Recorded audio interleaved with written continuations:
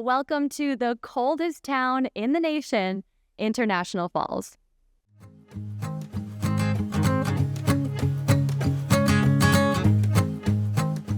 Our next guest is an acclaimed author, storyteller, and writing mentor. She has traveled the world searching for inspiration for her books. And I am truly honored to welcome Mary Casanova to No Filter. Hi, Mary. Thank you so much for joining us on No Filter. Hi, Kristen. Great to be here. It's an honor. Thank you. Oh, we're so happy to have you. I'm so excited to get into your background and all the amazing work that you do. But I want to start at the beginning. You grew up with a lot of siblings. Yes. How many? 9 siblings, so that means 10 total. Down in the Twin Cities. Fortunately, my dad had a good job. My mom was a dedicated stay-at-home mom, which was pretty much her only option with that many kids. And it was a pretty idyllic kind of childhood because my parents they were from the north and they had moved to the Twin Cities. And they really valued, more than maybe being able to shop at Dayton's, they wanted to make sure we had access to the lake. So they were able to get on a lake in a big, old, rambling home with 6 bedrooms, and somehow we all fit in there. But they would keep us outside a lot. And I think that love of the outdoors started there through my parents, and also they would get us up north to cabins. And it was when I would go up north, go to a cabin by Ely and another one by Cook. And those cabins, just that cabin experience where you could just leave a city and all of a sudden hear loons, which I didn't hear in the Twin Cities, and smell that north woods air, which was piney fresh. Everything about it was so enchanting that it's why I live up north. It just called to me. Mm-hmm. What was it like? Well, where are you as far as age in the sibling Good question. roster? I am number 4. Number 4. So 4 out of 10. Okay. Which makes me solidly a peacemaker. Okay. And ironically, I have a brother, he was very heavily involved in politics, Paul Gazelka, who's Republican and I'm not. He was also a peacemaker, and sometimes the peacemakers would go head-to-head defending some underdog, and we had different ideas of who was the underdog. But I think it's interesting, my natural tendency to try to be a peacemaker led to writing stories with conflict that always lead to some kind of resolution. For my brother, he can get in the middle of politics and somehow keep his cool or at least had, and seem to manage that world. So I think there is something about our placement in the family of being that big that sort of gave us these roles in our futures. Yeah, perspective a lot of people probably don't have, especially nowadays. That's a large family for today's world. Absolutely. So talk about the first time you realized writing was a passion for you, or you enjoyed it. I didn't know that I liked writing. I didn't know that I had any ability at it, actually, until I was in high school. So it was probably 16, 17, somewhere in my sophomore or junior year. And I was at a Twin Cities school public school that allowed some more in-depth classes like political science and Russian history and a pre-college prep writing class. And I think it was when I learned to write essays and start to just deal with ideas and essays that I fell in love with writing. Ironically, not fiction, because I didn't really have a great fiction teacher at that time. I did have one English teacher who she taught the Bible as literature and some children's books, so she did have an influence on me. And I would often be late with long discussions with her at school about writing, about books, and she would, when I missed the bus, she'd say, "Oh, Mary, it's okay, I can give you a ride back, you're on my way," which of course maybe not be okay now, but it was just fine back then. And oftentimes we'd stop at a Dairy Queen, and I swear those raspberry sundaes are like the sweetest thing in my memory. And in part because in that big, big family of 10 kids, I will really say, my parents, we knew we were loved, but the idea that you would have time alone for a conversation was really difficult and didn't happen. So it meant when one teacher took time to actually listen and have conversations that were more in depth to me, it meant a lot. Mm-hmm. Anyway, her name was Mrs. Eunice Jensen. Oh. And I remember I was doing something in Red Wing, Minnesota, and my presentation included a picture of my a high school picture. And she came up to me afterwards and said, "You're my Mary." And because my last name had changed. And I said, "You're my Mrs. Jensen." And we were like so thrilled to just kind of rediscover each other and see where life had gone. And I had been wanting to thank her for the impact that she had made. So it really had made a difference. You know, It's hard to like say this is exactly how I picked a path to writing, but she was a big part of it for sure. Do you think the fact that you were in a very busy household was writing an escape for you, even if you maybe didn't realize it? I think at the time I would have first said piano was more of my escape. I would play the piano a lot, and it was one way I realize now that I could just completely get lost in music and the emotion of it and tune out everything that was going around me because it was smack dab in the middle of the living space. So I think piano was kind of where I escaped, and I also had a horse that I could ride and go for miles and just be in my own world. So I think those were my ways of escaping some of the chaos. And it was chaos because it was like everybody's a talker and everybody's talking all the time. So I think what I realized when I discovered that I loved writing was that I honestly didn't realize I didn't have a voice, didn't feel like I had a voice until I discovered it through writing. It's like, oh, this is what I've been looking for because suddenly I have a way to communicate more deeply in the world of ideas, and I can communicate that with a teacher or a parent if they read what I've written or a friend.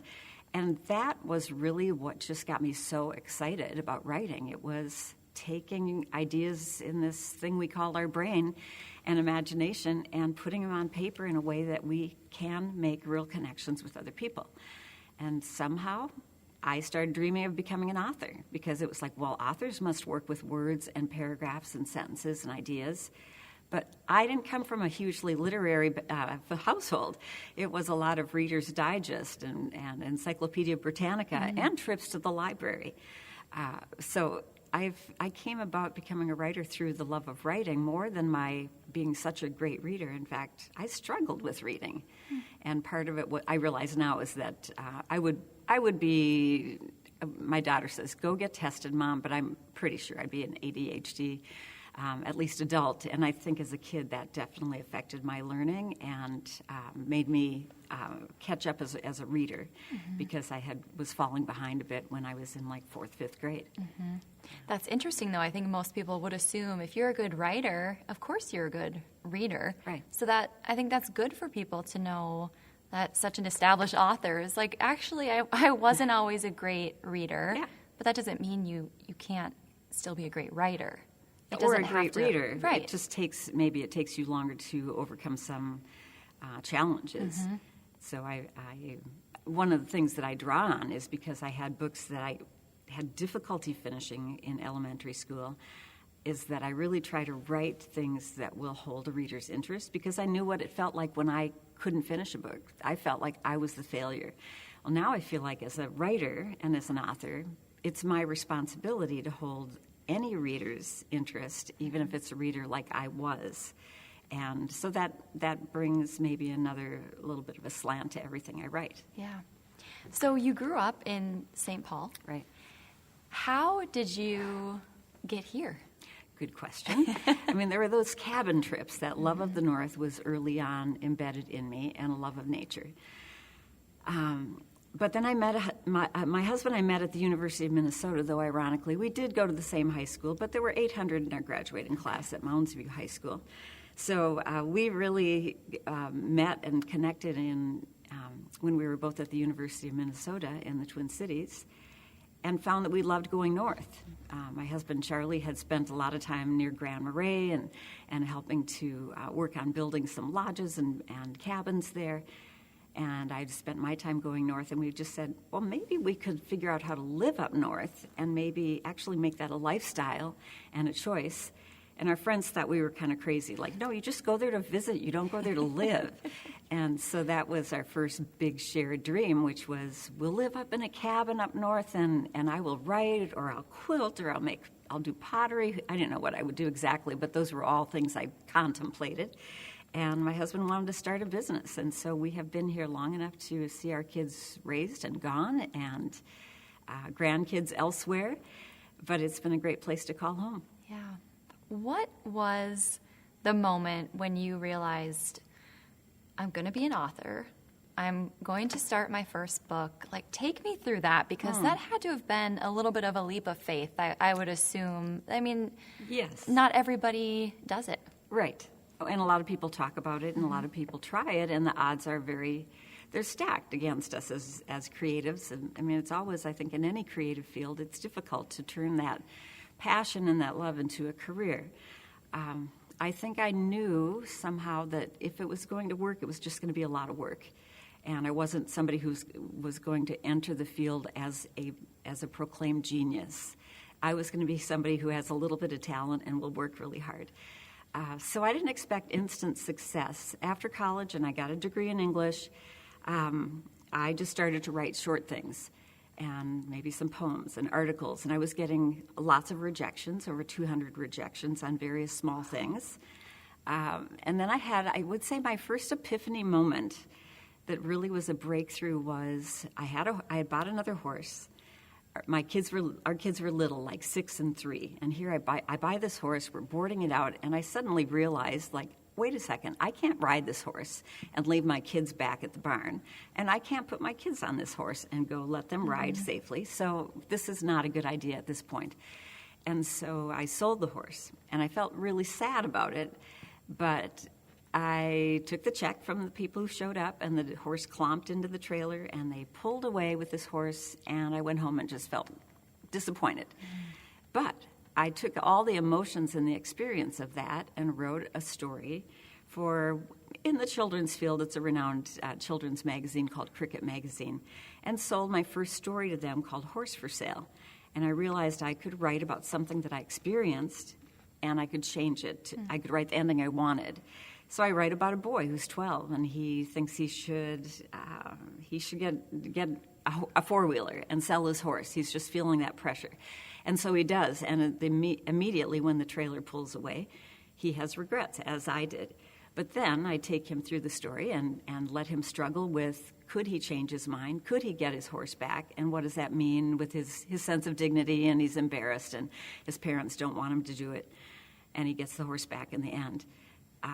My husband read the story and said, does this mean you're buying your horse back? And I said, no, I just found out that I can take emotions that I've experienced and experiences in general and turn them into stories. And it seems so small now, but for me, I didn't quite get that. I think until that point, I always felt like I had to write about something that had happened directly, honestly, in my life. And fiction gives you a way to work with life material and be true to it, but then to take it to a much more dramatic or more satisfying place and to turn it into something that's art. And that was a breakthrough for me. You mentioned 200 rejections. Yes. Now, not everybody who is going to hear your story wants to be an author, but I think we can all relate to rejection, right, at some point in our lives. How did you deal with that, and how did you keep moving forward? You kept count of how many rejections. I mean, I definitely, and I remember some of them verbatim too. Oh, wow. This is how our brains work. I remember one of them. I sent in some story that I thought it was pretty good. It was a kid playing a violin, and he was visiting his grandma at the nursing home, and brought it to some close. I don't remember how the story ended, but the editor wrote back and said that the story was cavity-inducing. And I have since thought it was a Friday. It was probably like they were having a bad week. They were just done reading anything that was not like highest of quality stories. And anyway, but I will remember that. I try to be kind when I give feedback. I'll be honest, but I try to be kind, and so I learned something through that process. But you asked about how did I keep going. I found one other friend who was writing as seriously as I was, and we would meet once a month at a cafe in Orr. So that was like an hour and a half for both of us to meet there. That kept me going. That really helped. So I always recommend a writer's group, or at least just even one other person. I would play games mentally. I would make sure I had at least 2 things or maybe 5 things out in the mail at one time. Because if everything would come back all at once, I don't know that I would have enough energy to put the next piece out again. Sure. So I tried to not let myself get that discouraged. I also, in one of those first years, made it my goal to accumulate as many rejections as I could that first year. Instead of, will that first piece get bought? I just assumed I'm going to probably have to accumulate lots of rejections. So I made that my practice. So I do think there's you have to develop a tough enough skin. I can't tell you how many people I meet, they've written something. It maybe goes in their drawer and they never send it out. They're too scared to send it out and too afraid of rejection. Or they send it out, get one rejection, it devastates them, and they're done. They never write again, or they never send anything out. And so really, you have to know that it's a learning process, and you might think this is the most wonderful thing you've written, and for that day in your life, it probably is. But it doesn't mean that it's ready for publication, and the more you keep learning and responding to feedback and keeping an open heart to whatever anybody has to say, take it in, consider it, and think about revising. You can always keep the original, but just not stop. Mm-hmm. Keep going. Yeah, I remember my very first article I wrote for a radio station. I was in college, and the editor called me into his office. He had my story up. He put his hand or finger on the delete button and just let it go, word by word. As I was standing behind him, I think I almost cried. I might have cried. Yeah, it was awful. But he said, I know you can do better. Mm-hmm. Go back, rewrite it. I did. Mm-hmm. And that story had a few edits, but it was approved otherwise. Yeah. And had I just walked away from that, what a bummer that would have been. Right. I think that's a great example, that you really have to be able to walk away and mm-hmm. say, I want to do this badly enough, I'll try again. Yep. I'll take the rejection. Or I'll try something totally new. Mm-hmm. The other thing I think that can happen is people take one idea and just overwork it and try to make that one idea the one thing that they're going to build a whole career on. But maybe it's a learning piece. Mm-hmm. And so I think also not hanging on to just one piece for too long is important. Yeah. Let's talk about the first book you had mm-hmm. published. Tell us a little bit about that. Technically, I had a nonfiction book first published, but that was more of a work for hire. If you want to write about a golden retriever, they would take me on. Okay. So I did a book for a series called Top Dog, and I was able to write about the golden retriever, and because we had one, and that's all I knew about golden retrievers, and I got paid something for it, and that felt pretty great. Mm-hmm. And I felt like at that point, I could decide, okay, I could just go the nonfiction route, and I can do this, or I can write fiction. And I realized, I just really wanted to write fiction. So then the book that I wrote next was a story called Moose Tracks. It was picked up by, it had 8 rejections. I was really close to quitting, time to just be done. And instead I revised one more time, sent it off to 2 publishers at once, and had 2 publishers interested. Ended up going with Hyperion Books, owned by Walt Disney, and out of New York, and was able to get an agent involved mm-hmm. because she was like, oh, you have 2 interested publishers. Yes, I will take you on. So that kind of helped sweeten the deal. And was I ecstatic? Absolutely. I went out to dinner with my family, just our 2 kids and my husband, and I definitely felt like this is a huge moment, mm-hmm. and didn't know where it would go to, and actually never saw that I would have more books. The truth is, it was all I ever dreamed of was having one publishable piece of fiction at that level. And so that was all I could dream of. The idea that I would have so many books coming after that was not on my radar. Wow. I'm assuming you couldn't even imagine now nearly 40 books published. Yeah. How does that feel, looking back to those 8 rejections, and then you got the book published, and now you've had a whole career? It just makes me such a strong supporter of other people who are doing what they love and beating the odds, whether it's in the arts or somebody starting a business and having just an idea, the power of an idea. Somehow that idea that I might want to become a writer because I simply enjoyed it, that was powerful, so much more so than I could have ever have really understood back then. So I still marvel that somehow I had enough clarity to even hear that voice that said, this is what you want to do most of all, and not let go of that. But yeah, it's amazing to me. I mean, I'm the most surprised person for sure of all, and it has been such a grand adventure. I've done so many travels for research around the world and in the U.S. I've spoken at so many schools in the U.S. and some internationally. For a person who's introverted at heart, who never wanted to speak in public, it was not the path I had planned for myself. But it has stretched me and really challenged me in ways that I couldn't have grown as much as I have by being on this path. Mm-hmm. You have such a variety in your books. How do these ideas come up? What sparks these stories for you? Oh, they're all different, but they all come from something that I feel is either a moment of inspiration, it makes me laugh out loud, or it's something that I've read that haunts me, maybe a piece of history, something that maybe I've experienced even locally, like a labor dispute, lived through it, and that was a very direct inspiration for writing a book called Riot, set here in International Falls. I changed it to a town called Blue Ash, though. I do a little fictionalizing, protect myself.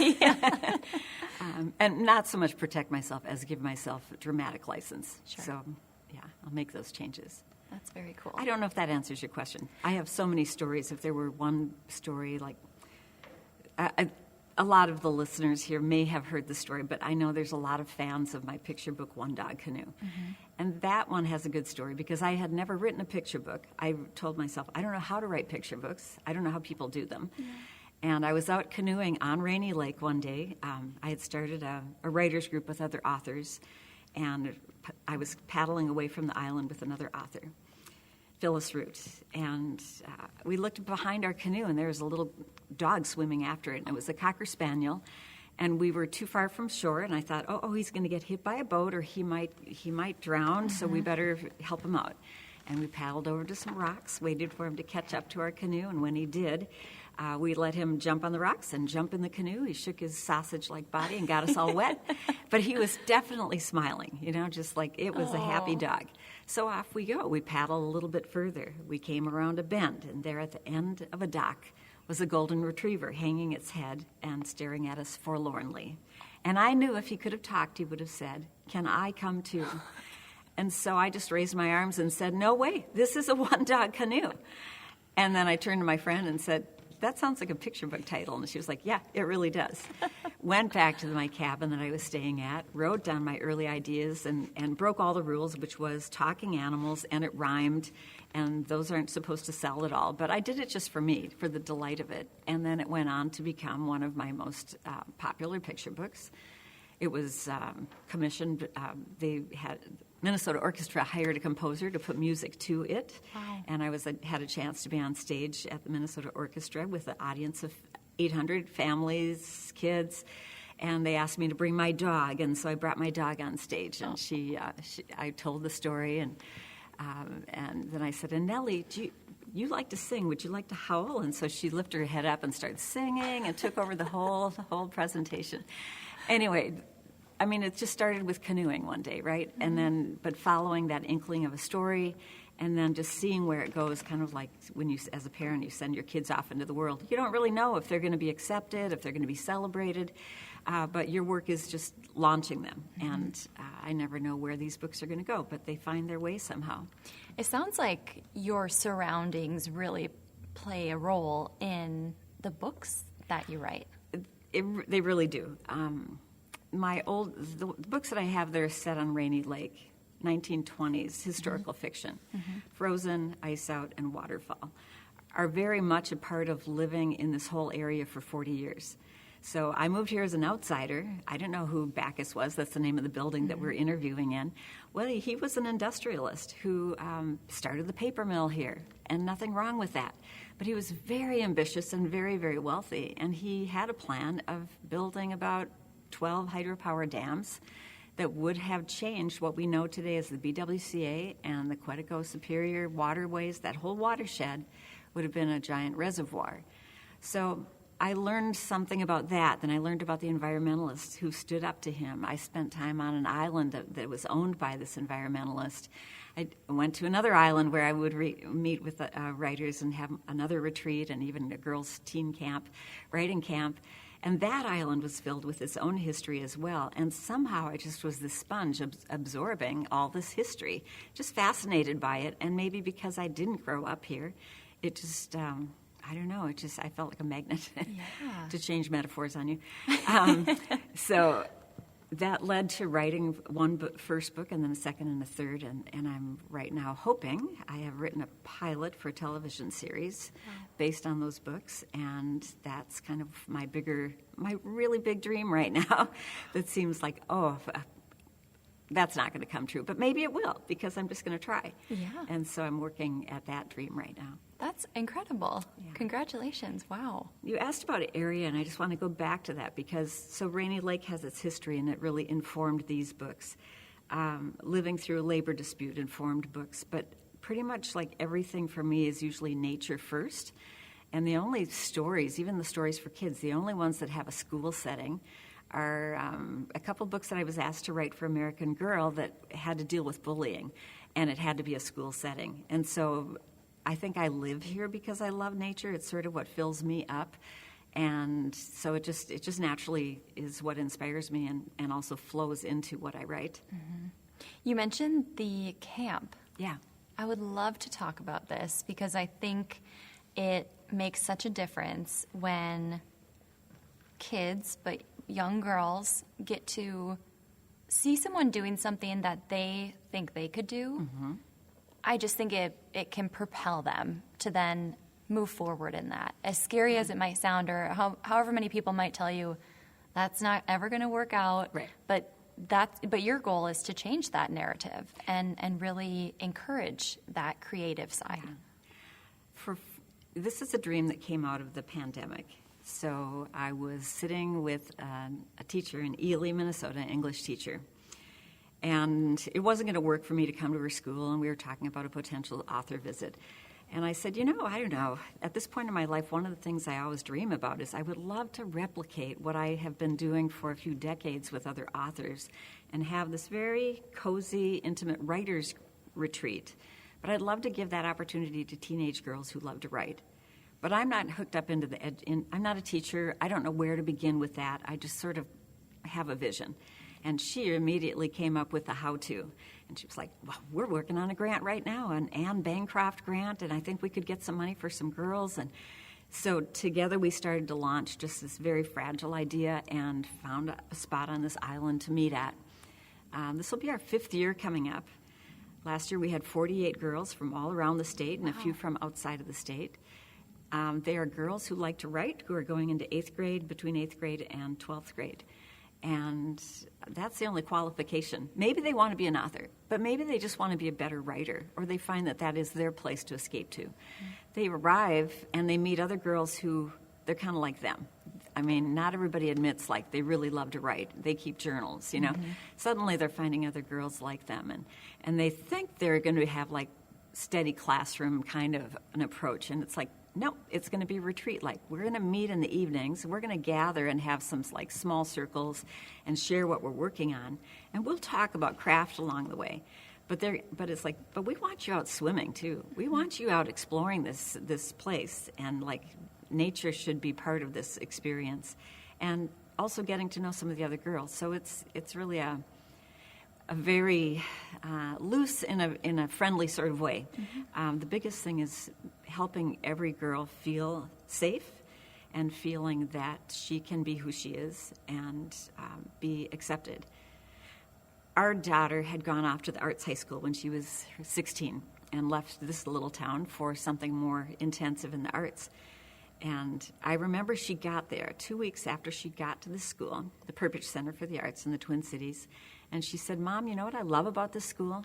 Everybody is for everybody. And that was what she needed in order to thrive.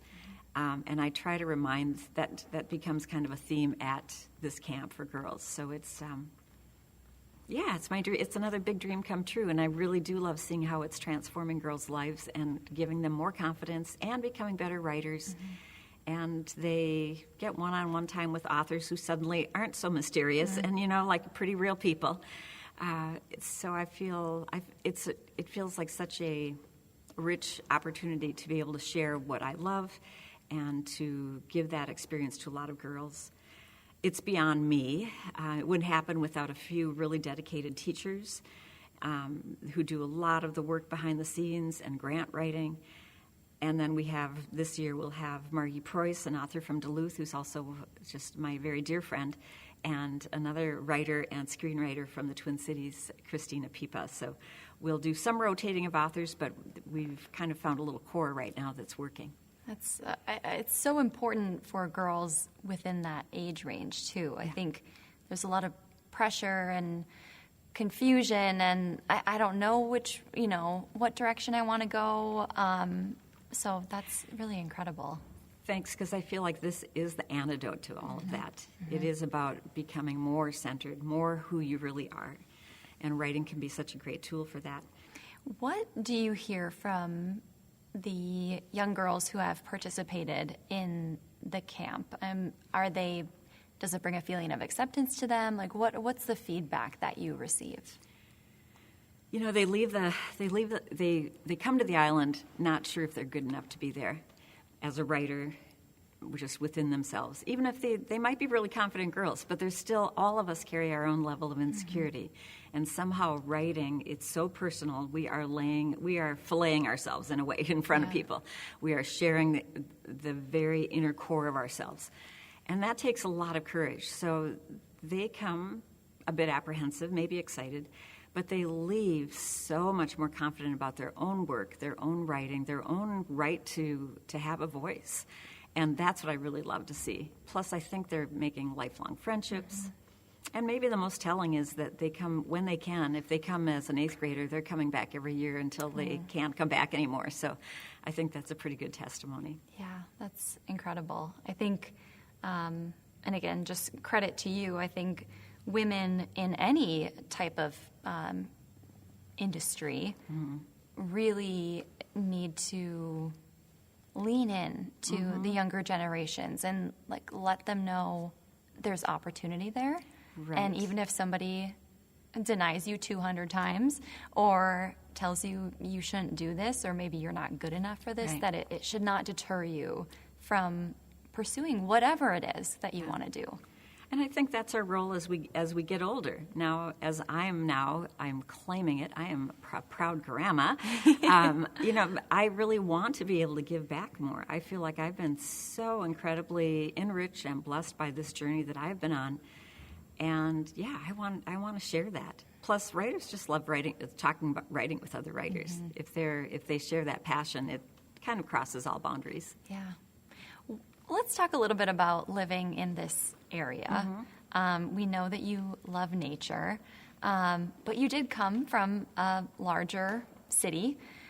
So what is it about the International Falls area that is special to you? Well, I've flown a lot in the last few decades, and every time I fly from Minneapolis up to International Falls, the lights of the city, of all the big cities across the nation, but the lights of the Twin Cities just start to fade away the further north you get. And as you come in, the last 2 hours, I'm always reminded I'm coming down and landing in wilderness. I can usually see this vast network of lakes as I come down out of the sky. It's huge, like Rainy Lake's 100 miles end to end, and it keeps going and joined with other lakes. So it's a huge wilderness area. And I think that's the thing I love the most, is that the more I'm out there and the more I see how cities keep expanding and growing, this is an area that doesn't really change too much. A little bit of change here and there, but it is still primarily a wild area. And I feel like that is what makes it extra special. I'm used to going over to Ely. I love Ely. I love the town of Ely. It's very, I feel like it caters to the Twin City person who wants to come up north and have this charming experience. International Falls does not do that so much. Its roots are different, and it started out as a paper mill town and still is. So I feel like when you come here, you get really like a rugged, honest look at what a northern town is. And again, it's so isolated that people in this community really lean on each other and know each other. And I have to say, as an author here, I have felt very supported and appreciated, and that's something I've valued. We've heard that throughout the different people that we've talked to is that community feeling in International Falls and in other rural areas, and how important that is to so many people. What is a dream of yours that you have not checked off your list? Oh, I think I mentioned to you about writing a pilot. So that is still my dream because it's an unfinished project and one that is foremost on my mind. So that one, I would love to see. I had a producer who was interested, who I haven't heard from her, so maybe she'll come back around, maybe she won't. But she expressed that she felt like this television series, which I'm calling Rainy Lake, has legs and multiple potential seasons. That's what I would love to see, something that's sort of this cross between Downton Abbey and Boardwalk Empire, but very specific to this wilderness location. That's a big dream. I would love to see that come true. I would love to see this writing camp, Northwoods Young Writers. I would love to see that continue 50 years into the future and well beyond me. I have a few picture books in me still that are a couple that are coming out. And I find myself writing more poetry lately, so maybe I'll do more and more poetry. We'll see. I seem to need to change it up. I think that's part of that ADHD side of me. I can't do any one thing for very long without having to change it. But unfortunately, instead of having 40 different jobs at this point in my life, I have books. And if I get tired or I've thoroughly explored some area in a novel and done endless revisions, I'm ready to be done. But I get to move on to a whole new idea that excites me. So I never get bored with writing. That's the goal, right? Right. To never get bored. It's always engaging. Yes. Yeah. The pilot, I just think is such an exciting opportunity. Not only, obviously, for you as the author, but for this area, just to have a spotlight, right? I think it'd be great to bring a spotlight to this area. I mean, when I have been talking to California executives and Hollywood people, and one of the things that I pitch is that this is one of the last areas to be settled. I mean, there were a lot of bogs that people had to get through. The roads came into this area very late. It was settled after the West was won, in a sense. So its history is very, very new and intriguing and fascinating to me. And so, I want to share that history and get people aware of this area. So I hope it happens. It'd be great fun for the whole community, I think. I love to know what people see as a good life. Like when you look back or look ahead, what does a good life mean to you or look like to you? My daughter would tell me that we have lived large. We have had sled dogs for a short season and renovated an old houseboat that we used for many years on the lake. We now live in the country on 60 acres and have a couple horses and a pony and chickens.